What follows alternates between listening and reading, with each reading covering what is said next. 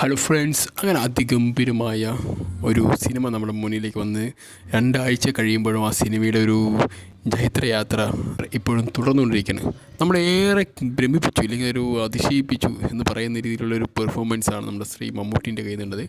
അതിന് അതിന് കട്ടയ്ക്ക് നിൽക്കുന്ന ഒരു പെർഫോമൻസ് നമ്മുടെ സ്വന്തം വിനായകനും കൂടി ചേർത്ത്. അപ്പോൾ മൂവിയുടെ റേഞ്ച് വേറെയാണ് ഗൈസ്. ഇപ്പോൾ 2ാമത്തെ പ്രാവശ്യം കൂടി ഞാൻ സിനിമ കാണാൻ പോയി. അതിഗംഭീരം. കാരണം എനിക്ക് അതിൻ്റെ ഒരു ഹാങ് ഔട്ട് മാറുന്നില്ല. സിനിമ ആദ്യം കണ്ടപ്പോൾ ഉണ്ടെന്നൊരു ഹാങ് ഔട്ട് ഉണ്ടോ. അപ്പോൾ 2ാമത്തെ പ്രാവശ്യം കൂടി ഒന്ന് കാണാൻ പോയി. എങ്ങനെയാണ് ഈ സിനിമ ഒന്നുകൂടി നമുക്ക് കണ്ടു നോക്കാം. കാരണം അത്രമാത്രം ഒരു നമ്മളെ പിടിച്ചിരുത്തി, ഇല്ലെങ്കിൽ നമ്മളൊന്ന് എന്താ പറയുക, അതിന് അത്രമാത്രം നമ്മളെ ആ സിനിമയുടെ ഓരോ സീൻസിലും നമ്മളെ കൊണ്ടുപോയി നമ്മളെ ഇങ്ങനെ നിർത്തി അങ്ങോട്ട് ഇങ്ങനെ പോരിക്കുന്ന സീനില്ല. അമ്മാതിരി മമ്മൂട്ടി എന്ന വ്യക്തിയുടെ ആ ഒരു കരിയറിൽ ഇത്രയും ക്രൂരനായൊരു വില്ലനൈസം എന്ന് പറയുന്നത് ചിലപ്പോൾ ഇതുവരെ ഇല്ലാത്ത പരിപാടിയാണ്. പക്ഷെ അതിനെയൊക്കെ അയാൾ അദ്ദേഹം തകർത്തിടിഞ്ഞ്. കാരണം നമ്മൾ ഈ വിധയിലുള്ള ഭാസ്കർ പട്ടേൽ അത് ഒരു വേറെ കൈൻഡ് ഓഫ് ഒരു വില്ലനാണെങ്കിൽ ഇതിൽ പറഞ്ഞ പാക്ക സ്ത്രീലമ്പടൻ ഒരു രക്ഷയില്ല സാധനം. അതിഗംഭീരമായിട്ടുള്ളൊരു എന്തായാലും ഇങ്ങനെയൊരു സിനിമ ചിലപ്പോൾ മമ്മൂട്ടി അല്ലാതെ വേറൊരു വ്യക്തിക്കും ചിലപ്പോൾ ഇങ്ങനെ ചെയ്യാൻ പറ്റുമെന്ന് എനിക്ക് തോന്നുന്നില്ല. അതിന് കുറച്ച് ധൈര്യമൊക്കെ വേണം. പിന്നെ അതുമല്ല, ഈ ചെയ്ത ക്യാരക്ടർ ഒരിക്കലും സാമ്യമാവരുതെന്നുള്ളതിൻ്റെ ഏറ്റവും വലിയൊരു ഉദാഹരണം കൂടിയാണ് ഈ സിനിമയുടെ മമ്മൂട്ടി എന്ന ആക്ടർ ഈ ഉപയോഗിച്ചിരിക്കുന്ന ലാംഗ്വേജ്. നിങ്ങൾക്ക് അറിയാൻ പറ്റും, നമുക്കൊക്കെ എല്ലാം അറിയാൻ പറ്റും. നമ്മുടെ രാജമാണിക്യത്തിൽ ഉപയോഗിച്ചിരുന്ന ഒരു ഹാസ്യപരമായിട്ടുള്ളൊരു ലാംഗ്വേജ് ആയിരുന്നു നമ്മുടെ ട്രിവാൻഡ്രത്തിലെ ബേസ് ചെയ്ത്. പക്ഷേ ഇത് മൊത്തത്തിലാണ്ട് മാറിയെന്നേ എന്ന് കഴിഞ്ഞാൽ നമ്മുടെ ട്രിവാൻഡ്രത്തിൽ ലാംഗ്വേജാണ് ഉപയോഗിച്ചിരിക്കുന്നത് അദ്ദേഹം. പക്ഷേ അത് വേറെ രീതിയിൽ, വേറെ ടോണിൽ, അല്ലെങ്കിൽ വേറെ ഒരു ഹാങ്ങി പിടിച്ച് വരില്ല, ആ ഒരു ലെവല്. പിന്നെ അദ്ദേഹത്തിന് ഒരു സീന് എവിടെന്നെങ്കിലും എടുത്ത് കോപ്പി ചെയ്യാൻ പറ്റുന്ന രീതിയിലുണ്ടോട്ട് ഞാൻ അങ്ങനെയൊന്നുമില്ല. കാരണം എല്ലാം തന്നെ പുതിയൊരു വില്ലൻ എന്ന് വെച്ചാൽ നമ്മൾ ഇതുവരെ കാണാത്തൊരു മമ്മൂട്ടി. നമ്മളിപ്പോൾ 400-ലധികം മമ്മൂട്ടീൻ്റെ പല വ്യത്യസ്തമായ സിനിമകൾ കണ്ടിട്ടുണ്ടാവും. അങ്ങനെ കുറേ സിനിമകൾ നമ്മൾ കണ്ടിട്ടുണ്ട്. പക്ഷേ എടുത്ത് പറയുമ്പോൾ വിധേയനായിക്കോട്ടെ, അല്ലെങ്കിൽ പുഴുവിലെ കുട്ടൻ, പിന്നെ നമ്മുടെ അഹമ്മദ് ഹാജി ആയിട്ടുള്ള സിനിമകൾ, പിന്നെ മുന്നറിയിപ്പിലെ ഒരു രാഘവൻ, അങ്ങനെ കുറേയധികം കഥാപാത്രങ്ങൾ ഇദ്ദേഹം ചെയ്തിട്ടുണ്ടെങ്കിലും പക്ഷേ അതിലൊന്നും ഇല്ലാത്തൊരു വില്ലനിസം ഈ സിനിമയിലുണ്ട്.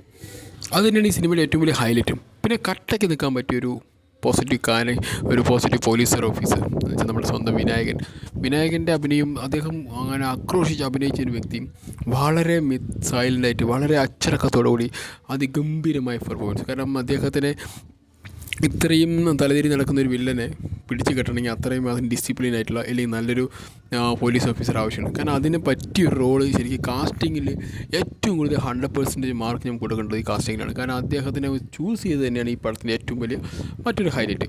അപ്പോൾ അതിലേക്ക് മമ്മൂട്ടിയും വിനായകൻ എന്ന് പറയുന്ന കോംബോ എന്ന് പറയുന്നത് അതൊരു വല്ലാത്തൊരു കോംബോ. കാരണം ഒരു സൈഡിൽ ഒരു വില്ലനായിട്ട് തകർത്താടിക്കൊണ്ടിരിക്കുന്ന വിനായകനെ കൊണ്ട് നായകനായി ഇവിടെ വിലസിക്കൊണ്ടിരിക്കുന്ന സ്വന്തം മമ്മൂക്കിനെ കൊണ്ടിട്ട് ഇവിടെ വില്ലനാക്കി മാറ്റുന്നു. അപ്പോൾ അതൊക്കെ പറയുമ്പോൾ തന്നെ രണ്ടിൻ്റെ ഒരു 2 അന്തരമുണ്ടല്ലോ. അത് തന്നെയാണ് ഈ സിനിമയുടെ മറ്റൊരു ഹൈലൈറ്റ് പറയുന്നത്. അപ്പോൾ അത് മനോഹരമായിട്ട് രണ്ടുപേരും കൂടി അഭിനയിച്ച് തകർത്തിരിക്കുന്നത്. കാരണം ഈ സിനിമയുടെ ഒരു വിജയം അത് തന്നെയാണ്. പിന്നെ ഈ ഡയറക്ടർ സ്വന്തം ജിതിൻ കെ ജോസ്, അദ്ദേഹത്തിൻ്റെ വിഷൻ എന്താണോ അദ്ദേഹം അതുപോലെ പകർത്തി എടുത്തിട്ടുണ്ട്. അതിലൊരു മാറ്റം അദ്ദേഹം വരുത്തില്ല. കാരണം അതിലെന്തെങ്കിലും അദ്ദേഹത്തിൻ്റെ വിഷനിൽ ഇന്നത് കുറയണോ കൂടുതലില്ല. അദ്ദേഹം വിചാരിച്ച രീതിൻ്റെക്കാൾ ഒരുപടി മുന്നിൽ പോയിട്ടുള്ള പെർഫോമൻസ് മാത്രമേ ഉള്ളൂ എന്നാണ് അദ്ദേഹം തന്നെ പറഞ്ഞത്. കാരണം അദ്ദേഹത്തിന് പല കാര്യങ്ങളും ഈ ഇൻസ്റ്റൻ്റായിട്ട് ആ ഒരു ഷൂട്ട് ചെയ്യുന്ന സമയത്ത് തന്നെ കിട്ടുന്നുണ്ടായിരുന്നു.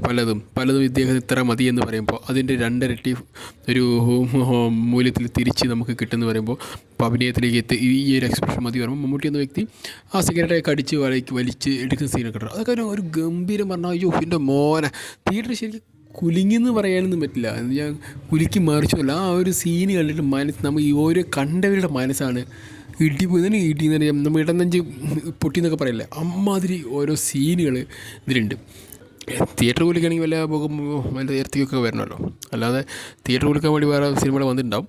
പക്ഷേ ഇവിടെ നമ്മൾ കണ്ടിരിക്കുന്നവൻ്റെ ഇടനെഞ്ചിൽ ഇങ്ങനെ കുലുങ്ങി ഒരു വെട്ടിപ്പൊട്ടും. ആ ഒരു പൊട്ടലാണ് ഇപ്പോൾ ഈ സിനിമയുടെ പല ഭാഗങ്ങളും നമ്മളെ പിടിച്ചിരുത്തി നമ്മളങ്ങോട്ട് ഇല്ലായ്മ ചെയ്യുന്ന രീതിയിലുള്ള ഓരോ ഷോട്ടും അതിനെ പറ്റി കുറേ മുഹൂർത്തങ്ങളും അതിന് അതിഗംഭീരമായി മ്യൂസിക്കിൽ കൊടുത്തിട്ട് എൻ്റെ മോനെ മുജിമതി സൂപ്പറാട്ടോ. മുജിമതി അടിപൊളിയാണ്.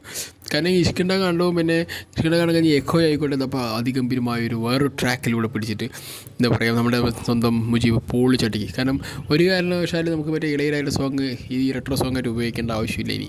കാരണം അതിനൊരു പുതിയൊരു വഴി നമ്മുടെ സ്വന്തം മുജീബ് തുറന്നു തന്നിട്ടുണ്ട് പുതിയ തലമുറയ്ക്കും. ഇനി വരും തലമുറയിലെ സിനിമകൾ ഈ പഴയ സിനിമയിലൊക്കെ പാട്ട് നമ്മൾ വെറുതെ കോപ്പി അടിച്ചിട്ട് ഇല്ലെങ്കിൽ അവർ വിത്ത് പെർമിഷനോ വിത്ത് പെർമിഷൻ ഇല്ലാതെയോ ഉപയോഗിച്ചൊരു വലിയ കാര്യമൊന്നുമില്ല. അതിനേക്കാളും നല്ല ഫ്രഷായിട്ട് അതുപോലെ ആ ഒരു ഫീൽ കഴിയുന്ന പോലുള്ള പാട്ടുകൾ ക്രിയേറ്റ് ചെയ്യുക, അത് ഇതുപോലെ സ്യൂട്ടായിട്ട് ഉപയോഗിക്കുക. കാരണം അതിന് ഏറ്റവും വലിയ ഉദാഹരണം തന്നെയാണ് കളങ്കാവൽ എന്ന സിനിമയിലെ ഓരോ സോങ്ങും. മോനെ സൂപ്പറായിട്ട് ആ ഫീൽ നമ്മൾ ആ ഒരു പഴയ കാലത്തിലേക്ക് കൊണ്ടുപോകാൻ ആ ഒരു ആർട്ടും മാത്രമല്ല, അല്ലെ വേഷവിധാനം മാത്രമല്ല, അല്ല ആ പശ്ചാത്തലം മാത്രമല്ല, നമ്മളെ ആ ഒരു മ്യൂസിക്കിലും കഴിഞ്ഞു എന്ന് പറയുന്നത് അതിഗംഭീരമായൊരു സംഭവം തന്നെ. എന്തായാലും ഈ സിനിമയ്ക്ക് എല്ലാവിധ ഭാവങ്ങളും ഇനിയും നേരുന്നു. ഇനിയും കുറേ ഉയരങ്ങളിൽ ചെല്ലട്ടെ. എന്തായാലും മമ്മൂക്ക എന്ന അതുല്യ പ്രതിഭയുടെ ഇടിപെട്ട് പെർഫോമൻസും പിന്നെ നമ്മുടെ സ്വന്തം വിനായകൻ്റെയും ഒരു കാട്ടി തകർപ്പൻ പെർഫോമൻസും മൊത്തത്തിൽ ഈ സിനിമ ഇടുക്കാഴ്ചയാണ്. തിയേറ്ററിൽ കാണും എല്ലാവരും പോയിട്ട്. Okay, bye, see you guys.